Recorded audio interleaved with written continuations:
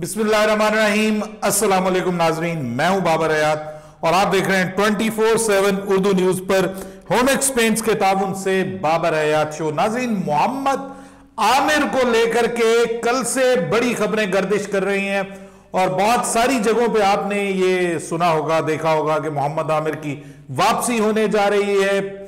जो selection committee है उन्होंने मोहम्मद आमिर से राब्ता किया है, उन्होंने कहा है कि वापसी की तैयारी करें और ये खबर भी आई कि मोहम्मद आमिर जो है वो अब रिटायरमेंट वापस लेने जा रहे हैं और उनको कहा गया कि वो कोई गैर जरूरी बयानात ना दें और वापसी की तैयारी करें। उनको टीम सेलेक्ट करने के लिए, टीम में सेलेक्ट करने के लिए उनको ग्रीन सिग्नल दिया गया है। लेकिन अब रियल कहानी क्या है, रियल स्टोरी क्या है, इस पे अब पाकिस्तान क्रिकेट बोर्ड का मौक़िफ़ भी सामने आ गया है। इसके ऊपर आज के इस प्रोग्राम में मैं आपको अपडेट करने जा रहा हूं। इसके अलावा हम बात करने जा रहे हैं पाकिस्तान वर्सेस न्यूजीलैंड सीरीज का क्रेज जो है वो अभी से दिखाई देना शुरू हो गया है, क्योंकि लाहौर के जो तीनों मैचेस हैं उनकी जब टिकट्स जो हैं वो उनके हवाले से बड़ी अपडेट आई है, तो वो भी आपको बताऊंगा। और इसके अलावा हम बात करने जा रहे हैं पाकिस्तान के स्क्वाड के हवाले से कि पाकिस्तान का जो मुमकिन स्क्वाड है वो कब अनाउंस होने जा रहा है। आज एक मीटिंग भी थी लाहौर में, उसके ऊपर भी आपको अपडेट करूंगा। लेकिन आगे बढ़ने से पहले आपसे गुजारिश कि अगर आप हमारे नए व्यूअर हैं तो प्लीज हमारे इस चैनल को जल्दी से कर दीजिएगा सब्सक्राइब और बेल आइकन को पुश करना मत भूलिएगा। मुझे फॉलो कीजिए इंस्टाग्राम पे बाबर हयात शो और हमारे पेज को फेसबुक पे लाइक कर दीजिएगा। कल रात मैं इस मौजू पे बात नहीं कर सका क्योंकि ये जब खबर आई उससे पहले मैं वीडियो आपके साथ शेयर कर चुका था और उसके बाद फिर काफी लेट नाइट हो गई थी, तो मैं कोशिश करता हूं कि जरा टाइम के ऊपर ही आपके साथ गपशप हो जाए, तो इस पे मैं कल वीडियो नहीं बना सका था। कल ये बहुत सारे सोर्सेज ने दावा किया था कि जो सिलेक्टर्स हैं उन्होंने मोहम्मद आमिर को कहा है कि वो वापसी की तैयारी करें, मतलब उनको कंसीडर किया जा रहा है सिलेक्शन के लिए, उनको सिलेक्शन के लिए कंसीडर किया जा रहा है और वो वापसी की तैयारी करें और कोई गैर जरूरी बस बयान देने से परहेज करें। ये बात कल हो रही थी और मोहम्मद आमिर के फैंस जो थे वो मुझे बार बार मैसेज कर रहे थे कि बाबर भाई आप इस पे बात करें, आप बताएं क्या सिचुएशन है, क्या ये खबर दुरुस्त है। तो मैंने कुछ लोगों को तो ये बताया कि जी ये मैं इस खबर को कंफर्म तो नहीं कर सकता क्योंकि ये सोर्सेज की तरफ से आई हुई खबर है, ये या तो मेरा अपना सोर्स होता तो मैं जरूर इस हवाले से बात करता, लेकिन क्योंकि मेरा अपना सोर्स नहीं है, ये मीडिया के ऊपर, सोशल मीडिया के ऊपर ये खबर चल रही है, तो इस पे मैं कोई राय नहीं दे सकता। लेकिन आज जब ये मैं प्रोग्राम रिकॉर्ड कर रहा हूं मेरे पास ऑथेंटिक न्यूज है और ऑथेंटिक न्यूज ये है कि मोहम्मद आमिर की वापसी के हवाले से पाकिस्तान क्रिकेट बोर्ड ने उनको कोई ग्रीन सिग्नल नहीं दिया। पाकिस्तान क्रिकेट बोर्ड ने उनको बिल्कुल ये नहीं कहा, ना ही सिलेक्टर्स ने उनको कहा है कि आप वापसी की तैयारी करें। ये सब कुछ बेबुनियाद है, फिलहाल ऐसी कोई बात नहीं हुई, पाकिस्तान क्रिकेट बोर्ड का ऐसा मानना है। और इसके अलावा उन्होंने ये कहा कि जी हम कह कैसे सकते हैं क्योंकि मोहम्मद आमिर तो अभी रिटायर्ड हैं, वो रिटायरमेंट ले चुके हैं, तो एक प्लेयर जो ऑलरेडी रिटायर्ड है उसके बारे में हम कैसे कह सकते हैं, हमारे सिलेक्टर कह सकते हैं कि तुम वापसी की तैयारी करो या टीम का हिस्सा बन सकते हो, तुम्हें सिलेक्शन के लिए जो है वो तुम्हारे ऊपर गौर किया जा रहा है। ये सिलेक्शन कमेटी कह ही नहीं सकती जब तक कि मोहम्मद आमिर जो है वो रिटायरमेंट वापस नहीं लेते। दूसरे नंबर पे ना सिर्फ रिटायरमेंट वापस लेने का सवाल है बल्कि मोहम्मद आमिर को फिर डोमेस्टिक क्रिकेट भी खेलना पड़ेगा, अपनी फॉर्म और फिटनेस दिखानी पड़ेगी एक बार, क्योंकि अदरवाइज अगर हम मोहम्मद आमिर को बगैर किसी उनकी कारकर्दगी पे, डोमेस्टिक में उनकी परफॉर्मेंस पे, उनकी फिटनेस को देखे बगैर, जांचे बगैर अगर उनको टीम में हम शामिल कर देते तो ये वो लोग जो थ्रू प्रॉपर चैनल टीम में आते हैं या आना चाहते हैं, थ्रू डोमेस्टिक क्रिकेट परफॉर्म करके आना चाहते हैं, तो ये उनके साथ तो नाइंसाफी होगी। तो पाकिस्तान क्रिकेट बोर्ड ने अब इस खबर को मुकम्मल तौर पर रद्द कर दिया। देखिए बहुत बार हम बात कर चुके हैं मोहम्मद आमिर को लेकर के, मोहम्मद आमिर एक बहुत बड़ा इश्यू बना हुआ है पाकिस्तानी क्रिकेट का। बात यह है कि मोहम्मद आमिर के बारे में ये जो खबरें आती है ये उसी वक्त सच होंगी ना कि जब मोहम्मद आमिर खुद रिटायरमेंट वापस लेंगे।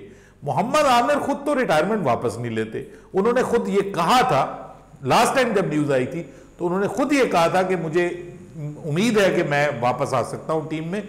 अब मैं थोड़ा होपफुल हुआ हूं इस हवाले से, लेकिन उन्होंने कहा कि इसके बारे में मैं पीएसएल में अपनी फॉर्म जो है उसको देखूंगा, फिटनेस को देखूंगा, जांचूंगा, उसके बाद मैं फैसला करूंगा कि मुझे जो है वो रिटायरमेंट वापस लेनी है या नहीं लेनी।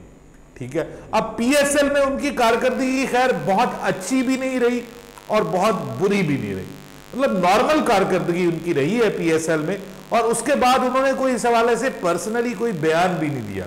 वो उसके बाद चले गए वहां पर, वो खेलने के लिए जो है वो लेजेंड लीग खेलने के लिए चले गए। वहां पे उनके हवाले से बात होती रही कि एक तरफ वो मिसबाउल हक के ऊपर क्रिटिसाइज करते थे, कह रहे थे कि मिसबाउल हक के साथ उनका बड़ा जो है वो फड्डा रहा है। आपको पता है मिसबाउल हक के साथ, वकार यूनुस के साथ उनका बड़ा फड्डा रहा है। उस वक्त वो कोचेस थे, उन्हीं की वजह से इन्होंने रिटायरमेंट का ऐलान कर दिया था और अब उसी की कप्तानी में ये क्रिकेट खेल रहे हैं। ये बातें हो रही थी, तब से कोई उनकी रिटायरमेंट वापस लेने की कोई खबर नहीं आई।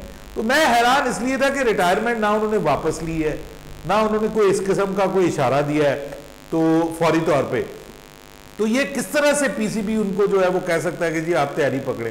तैयारी किस वजह से वो पकड़ेंगे जी? पाकिस्तान को फिलहाल तो जरूरत ही नहीं है। पाकिस्तान के पास जो बॉलिंग है, अगर आप देखें तो Shaheen Shah Afridi world class bowler हैं, दुनिया में उनका नाम चल रहा है, उनका सिक्का बोलता है इस वक्त दुनिया में। उसके बाद आपके पास और बहुत सारी ऑप्शंस आ गई हैं। एहसानुल्लाह आ गया है, नया टैलेंट आ रहा है। देखिए पानी जो है वो बहता रहता है, रुके तो पानी का जो है वो हाल ठीक नहीं होता। जो बहते पानी में चलते हैं वो पानी के साथ साथ अपनी मंजिल पे पहुंच जाते हैं। सो इसलिए मोहम्मद आमिर के हवाले से ये जितनी खबरें अभी आ रही हैं, पाकिस्तान क्रिकेट बोर्ड ने इसको ऑफिशियली इन तमाम खबरों को जो है वो रद्द कर दिया है कि मोहम्मद आमिर जो है उनकी वापसी के हवाले से कोई किसी किस्म की बात नहीं हुई।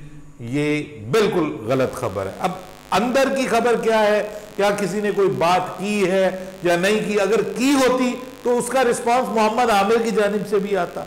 मोहम्मद आमिर की जानिब से भी कोई रिस्पांस नहीं आया। तो ये सारी चीजें अभी फिलहाल तो हवा में है, अभी रियलिटी में कुछ होता हुआ दिखाई नहीं दे रहा। दूसरी जानिब पाकिस्तान और जो न्यूजीलैंड की सीरीज है, अब उसका जो जोश और जज्बा है वो अब पाकिस्तान के क्रिकेट फैंस के ऊपर हावी होना शुरू हो गया है।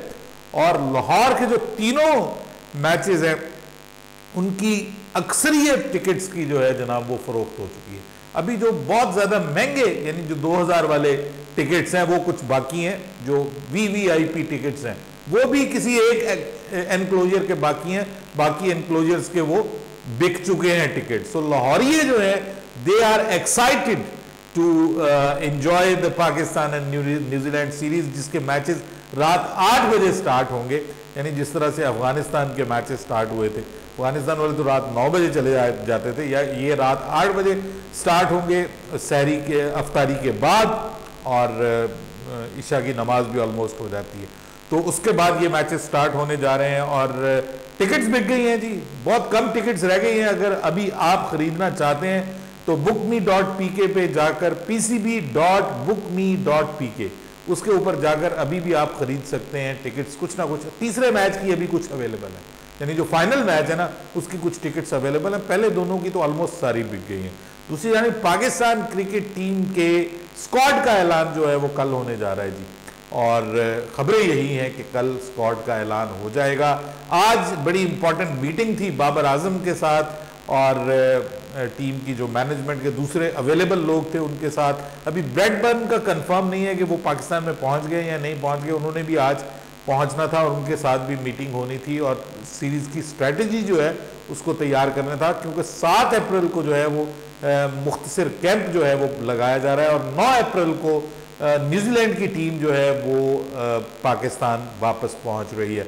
अब इस हवाले से जो पाकिस्तान का स्क्वाड है उसमें बड़ी तब्दीलियां एक्सपेक्टेड हैं ऑब्वियसली, और सबसे बड़ा प्रॉब्लम जो है वो इस वक्त नायब कप्तान का बना हुआ है।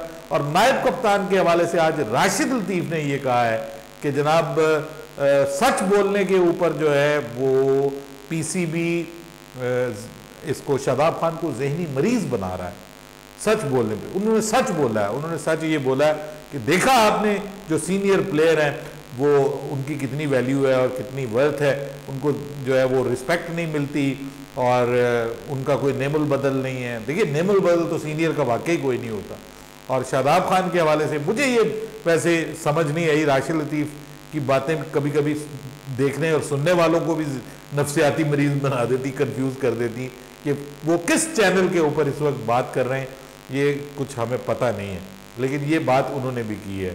अपनी राय दीजिएगा जी कमेंट सेक्शन में। उम्मीद है कि इंशाल्लाह, उम्मीद कर रहे हैं कि जो ये स्क्वाड अनाउंस हो उसमें हमें अच्छे अच्छे बड़े बड़े नाम देखने को मिलें, जैसे साइम अयूब की टीम में होना बहुत ज़रूरी है, मैं समझता हूँ एहसानुल्लाह का होना बहुत ज़रूरी है, इमाद वसीम का आना बहुत ज़रूरी है। लेट्स सी कि क्या उसामा मीर आते हैं, शादाब खान को रेस्ट करवाया जाता है इस सीरीज़ में या नहीं करवाया जाता, ये देखना है। और नायब कप्तान कौन होगा, बहुत ज़्यादा चांसेस ये हैं कि बाबर को उनकी पसंद का नायब कप्तान दिया जा सकता है और उसके लिए जो है वो शाहीन शाह आफरीदी का नाम ज़ेरे गौर है।